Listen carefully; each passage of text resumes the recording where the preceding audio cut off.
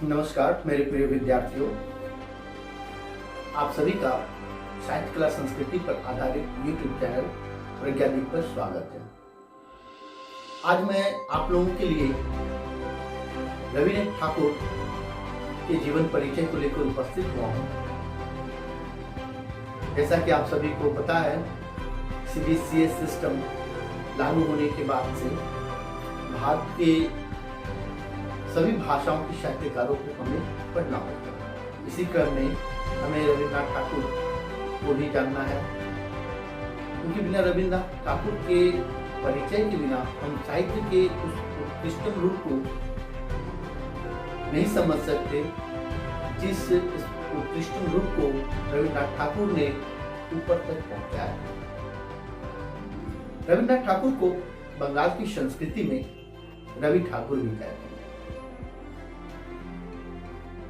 रवि ठाकुर मतलब रविन्द्रनाथ ठाकुर के जीवन परिचय को लेकर हम जिन तथ्यों को आज आपके समक्ष रखेंगे वो तथ्य बहुत ही महत्वपूर्ण है और आपके लिए विशेषकर महत्वपूर्ण है, क्योंकि ऐसे तथ्य कहीं और आपको मिलने से रहा।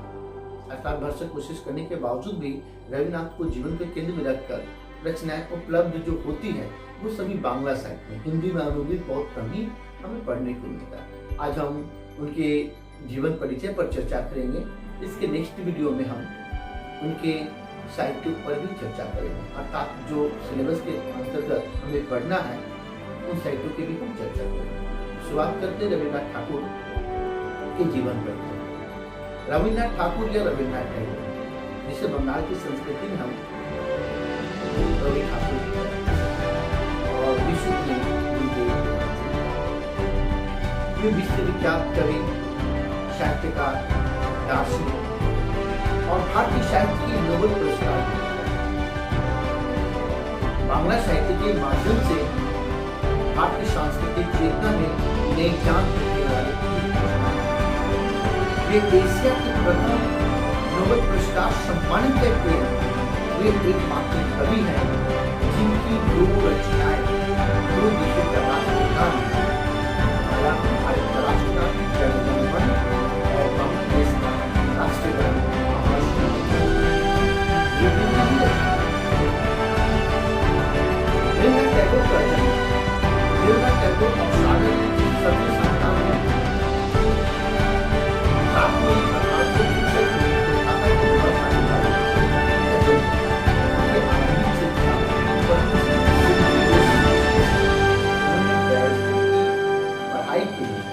रखते हुए 1878 में इंग्लैंड के ब्रिस्टल के पब्लिक स्कूल में नाम लिखाया। फिर लंदन विश्वविद्यालय में कानून का अध्ययन किया, लेकिन ध्यान रखिए 1980 में बिना डिग्री प्राप्त किए ही वो अपना देश वापस लौट आए।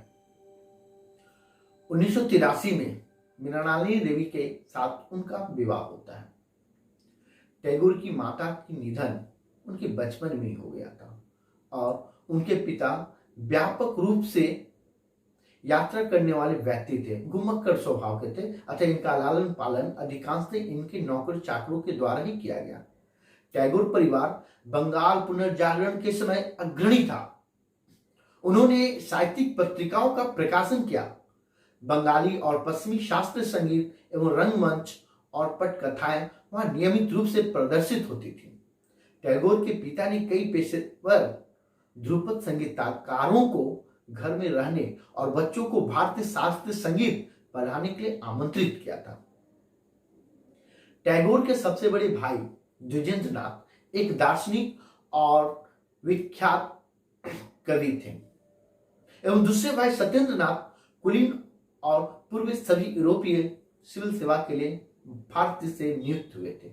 एक भाई जो जितेंद्रनाथ ठाकुर, जिसको मतलब जितेंद्रनाथ कहते हैं, संगीतकार और नाटककार थे।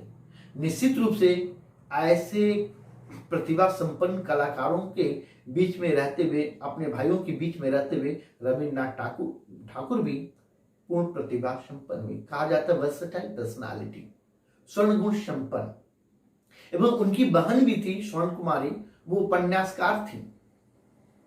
वो कई सारे उपन्यासों की रचना की है। जतिनाथ की पत्नी कादम्बरी देवी स्वतः टैगोर से थोड़ी बड़ी थी, वह उनका प्रिय मित्र और शक्तिशाली प्रभावशाली भी स्त्री थी, जिन्होंने 1984 में पारिवारिक मतभेद के कारण या व्यक्तिगत कारणों के कारण आत्महत्या कर ली थी। इसके कारण टैगोर परिवार को कुछ समय तक काफी समस्याओं से घिरा रहना पड़ा। इसके बाद टैगोर ने बड़े पैमाने पर विद्यालय कक्षा की पढ़ाई से परहेज कर दिया और पास के बोलपुर और पनहेती में घूमने को प्राथमिकता दी। फिर परिवार के साथ कई जगहों का दौरा किया। इनके भाई हेमेंद्र नाथ ने उसे पढ़ाया और शारीरिक रूप से उसे वातानुकूलित बनाया। गंगा में तैरना, पहाड़ियों पर चढ़ना, जिम्नास्टिक, जूडो, कुश्ती का अभ्यास करना उनके भाइयों ने उन्हें सिखाया। टैगोर ने ड्राइंग, शारीरिक विज्ञान, भूगोल और इतिहास, साहित्य, गणित, संस्कृत और अंग्रेजी को अपने सबसे पसंदीदा विषय का अध्ययन बनाया। हालांकि टैगोर ने औपचारिक शिक्षा से नाराजगी व्यक्त की थी। स्थानीय प्रेसिडेंसी कॉलेज में, जो कि अब यूनिवर्सिटी बन चुकी है, में अनेक विद्वानों से पीड़ित एक दिन उन्होंने वहां से पढ़ाई छोड़ दी। कई सालों बाद उन्होंने कहा कि उचित शिक्षण चीजों की व्यवस्था नहीं करता। उनके अनुसार उचित शिक्षण एक जिज्ञासा है। ध्यान दीजिए, उन्होंने कहा कि शिक्षण एक जिज्ञासा है। 11 वर्ष की उम्र में उनके उपनयन संस्कार के बाद टैगोर और उसके पिता कई महीनों के लिए भारत का दौरा करने के लिए निकल पड़े थे। फरवरी 1873 ईस्वी में कलकत्ता छोड़कर अपने पिता के साथ शांति निकेतन, उनकी संपत्ति से अमृतसर, डलहौजी की हिमालय पर्वत तक निकल गए थे। वहां टैगोर ने जीवनी, इतिहास, खगोल विज्ञान, आधुनिक विज्ञान और संस्कृत का अध्ययन किया और कालिदास के शास्त्रीय कविताओं के बारे में भी पढ़ाई की थी। 1873 में अमृतसर में अपने 1 महीने के प्रवास के दौरान वह सुप्रभात, गुरबानी और नानक बानी से बहुत प्रभावित हुए थे, जिन्हें स्वर्ण मंदिर में गाया जाता था, जिसके लिए दोनों पिता और पुत्र नियमित रूप से आगंतुक थे। उन्होंने इसके बारे में अपनी पुस्तक मेरी यादों में उल्लेख किया है। इनकी पुस्तक है मेरी यादों में, जो 1912 में प्रकाशित हुई थी।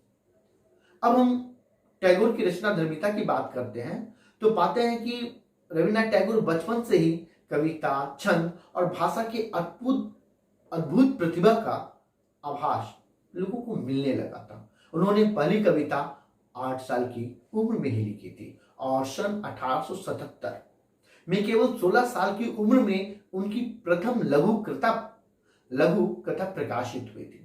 भारतीय सांस्कृतिक चेतना में नई जान फूंकने वाले युग दृष्टा टैगोर के सृजन सागर में गीतांजलि, पूर्वी प्रभाविनी, शिशु भोलानाथ, महुआ, बनवानी, परिशेष, पुनश्य, वीतिका, शेषलेखा, चोखेरबाली, कणिका, नैवेद्य, मायर खेला और क्षणिका आदि शामिल है। इन्होंने बहुत सारी रचनाएं की। देश और विदेश के सारे साहित्य, दर्शन, संस्कृति आदि का उन्होंने आहरण कर अपने आत्मसात करके अपने अंदर समेट लिए थे।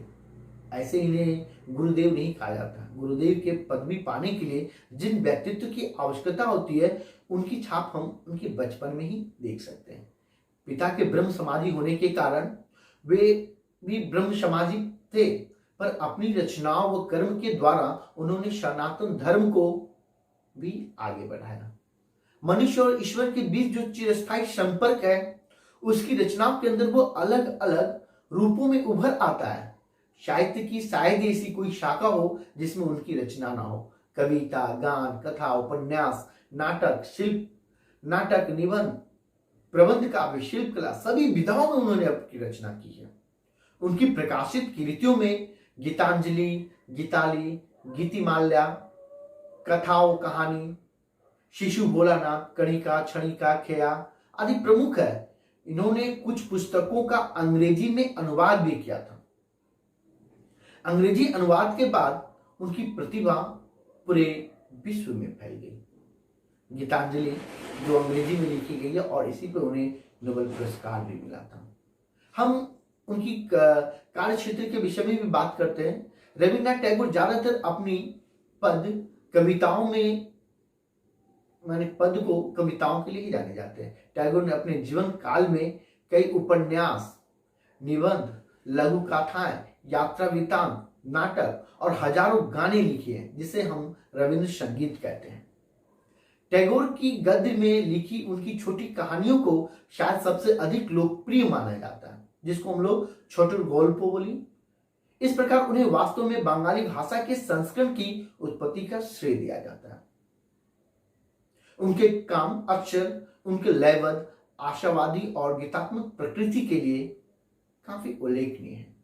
टैगोर ने भाषा विज्ञान और आध्यात्मिकता से जुड़ी कई किताबें भी लिखी। टैगोर की यात्रा वृत्त, निबंध और व्याख्यान कई खंडों में संकलित किए गए हैं, जिनमें यूरोप के जटिल पत्रों, यूरोप से पत्र जो है, और मनुष्य धर्म the religion of the man शामिल थे। अल्बर्ट आइंस्टीन के साथ उनकी संक्षिप्त बातचीत, वास्तविकता की प्रकृति पर नोट, बात को उत्तरार्धों के एक परिशिष्ट के रूप में शामिल किया गया। टैगोर के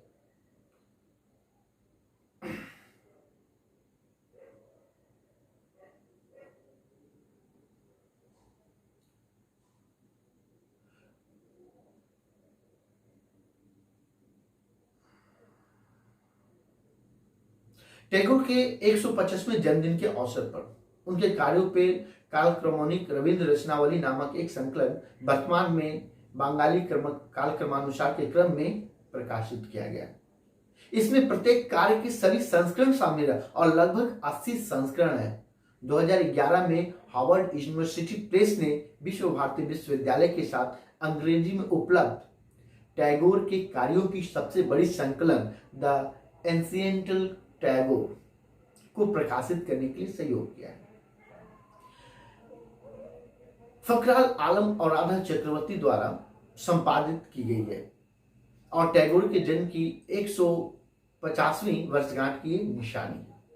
हम अब जब टैगोर की साहित्य की चर्चा करते हैं तो टैगोर की जो रविंद्र संगीत है, हम रविंद्र संगीत को भुला नहीं सकते, क्योंकि रविंद्र संगीत में देखा जाए तो रविन्द्रनाथ टैगोर के साहित्य की जितनी सारी संवेदनाएं हैं, वो सारी संवेदनाएं रविंद्र संगीत में ही सिमटी हुई है। तो लगभग उनकी गीतों की जो रचना है टैगोर की, लगभग 2230 गीतों की रचना उन्होंने की। रविंद्र संगीत बांग्ला संस्कृति का एक अभिन्न अंग है। बांग्ला संस्कृति में कोई भी उत्सव हो, उस उत्सव में रविंद्र संगीत का बजना अनिवार्य हो जाता है। कहा जाए कि बंगाल की संस्कृति के साथ जो इनकी साहित्य है वो रंग रंग में बसी हुई है। टैगोर के संगीत को उनके साहित्य से अलग नहीं किया जा सकता।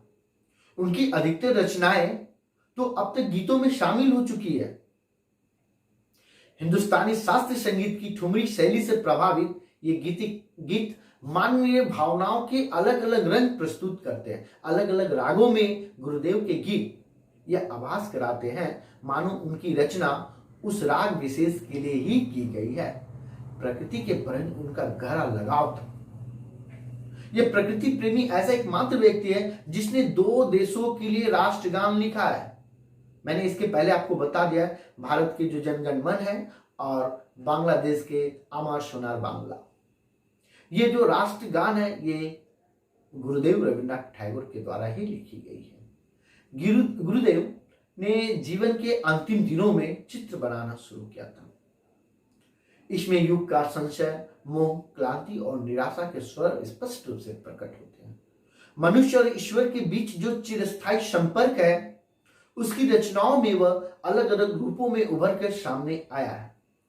टैगोर और महात्मा गांधी के बीच राष्ट्रीयता और मानवता को लेकर हमेशा वैचारिक मतभेद रहा है। जहां गांधी पहले पायदान पर राष्ट्रवाद को रखते हैं, वहीं टैगोर मानवतावाद को राष्ट्रवाद से अधिक महत्व देते हैं। लेकिन दोनों एक दूसरे के बहुत अधिक सम्मान करते थे। टैगोर ने गांधी को महात्मा का विशेषण दिया था, तो महात्मा गांधी ने उन्हें विश्व गुरु गुरुदेव करके उन्हें सम्मानित किया था। एक समय था जब शांति निकेतन आर्थिक कमी से जूझ रहा था और गुरुदेव अर्थात रविन्द्रनाथ टैगोर देश भर में नाटकों का मंचन करके धन संग्रह कर रहे थे, उसमें गांधी ने टैगोर को 60,000 रुपए के अनुदान का चेक दिया था कि शांति निकेतन को बचाना है। जीवन के अंतिम समय कहा तो बांग्ला में कहा जाए 22 श्रावण, जिसको हम लोग हिंदी में 7 अगस्त कहते हैं, 7 अगस्त 1941 के कुछ समय पहले इलाज के लिए जब उन्हें शांति निकेतन से कोलकाता ले जाया जा रहा था तो उनकी नातिन ने कहा कि आपको मालूम है हमारे यहाँ नया पावर हाउस बन रहा है। इसके जवाब में उन्हें कहा, हाँ, पुराना आलोक चला जाएगा और नए का आगमन होगा। देखिए उनकी विचारधारा में कि पावर हाउस की स्थापना हो रही है, पुराना चला जाएगा और नए आलोक का आगमन होगा, इसमें भी एक तुक है, अर्थात पुरानी रूढ़ियां नष्ट भ्रष्ट हो जाएगी और नए का आगमन होगा। इस प्रकार हम देखते हैं कि रविन्द्रनाथ ठाकुर विश्व प्रसिद्ध केवल भारत के लिए नहीं, केवल बांग्ला साहित्य के लिए नहीं, बल्कि विश्व के एक प्रतिष्ठित व्यक्ति हैं। विश्व में उनकी एक अपनी छवि है और इस छवि को केंद्र में रखते उन्हें कई सम्मान भी मिले हैं। उनकी काव्य रचना गीतांजलि के लिए उन्हें सन 1913 में साहित्य का नोबेल पुरस्कार मिला था। सन 1915 में उन्हें राजा जॉर्ज पंचम ने नाइटहुड की उपाधि से भी सम्मानित किया था, जिसे उन्होंने सन 1919 में जालियांवाला बाग हत्याकांड के विरोध में वापस कर दिया था। एक तरह से हम देखते हैं कि रविन्द्रनाथ टैगोर जितने बड़े साहित्यकार थे उतने बड़े राष्ट्रवादी भी थे। अपने देश के लिए, अपने देश के लोगों के प्रति उनके मन में जो प्रेम था उसका ही प्रतीक हम जालियांवाला बाग के दौरान जो नरसंहार हुई थी उस नरसंहार के विरोध में उन्होंने अपने नाइटहुड की उपाधि त्याग दी थी। अब हम गुरु रविन्द्रनाथ टैगोर के साहित्य की विस्तृत चर्चा करते हैं, विस्तृत रूप से उनकी साहित्य की रूपरेखा को देखते हैं। गुरुदेव के नाम से रविन्द्रनाथ टैगोर ने बांग्ला साहित्य को एक नई दिशा दी। उन्होंने बांग्ला साहित्य में नए तरह के पद्य और गद्य के साथ बोलचाल की भाषा का भी प्रयोग किया। इससे बंगाली साहित्य का क्लासिकल संस्कृत के प्रभाव से मुक्त हो गया। टैगोर की रचनाएं बांग्ला साहित्य में एक नई ऊर्जा लेकर आई। उन्होंने 1 दर्जन से अधिक उपन्यास लिखे, जिसमें चोखेर बाली, घोरी बायरे, गोरा आदि शामिल है और इन सब का हिंदी संस्करण अभी मार्केट में उपलब्ध भी है। इनके उपन्यासों में मध्यम वर्गीय समाज विशेष रूप से उभरकर सामने आया। 1913 ईस्वी में गीतांजलि के उन्हें साहित्य नोबेल पुरस्कार मिला, जो कि एशिया के प्रथम विजेता साहित्य में से एक है। मात्र 8 वर्ष की उम्र में पहली कविता और केवल 16 वर्ष की उम्र में पहली लघु कथा प्रकाशित कर बांग्ला साहित्य में एक नए युग की शुरुआत कर दी, नए युग की शुरुआत की रूपरेखा तैयार कर दी। उनकी कविताओं में नदी बादल की अटखेलियों से लेकर अध्यात्म तक के विभिन्न विषयों को बखूबी उकेरा गया है। उनकी कविता पढ़ने से उपनिषद की भावनाएं परिलक्षित होती है। इस प्रकार हम देखते हैं कि रविन्द्रनाथ टैगोर बांग्ला साहित्य के ही नहीं बल्कि पूरे एशिया के नहीं बल्कि विश्व के एक ऐसे प्रतिष्ठित साहित्यकार है जिसे किसी एक भाषा में बांधना संभव नहीं है। गुरु रविन्द्रनाथ टैगोर की उपाधि महात्मा गांधी ने दी थी। तो गुरुदेव कहने का अर्थ ये निकलता है कि वो केवल भारत के नहीं बल्कि विश्व गुरु है, और विश्व गुरु होने के लिए जिस मानवतावादी दृष्टि की आवश्यकता होती है उनके साहित्य में हम स्पष्ट रूप से देख सकते हैं। धन्यवाद।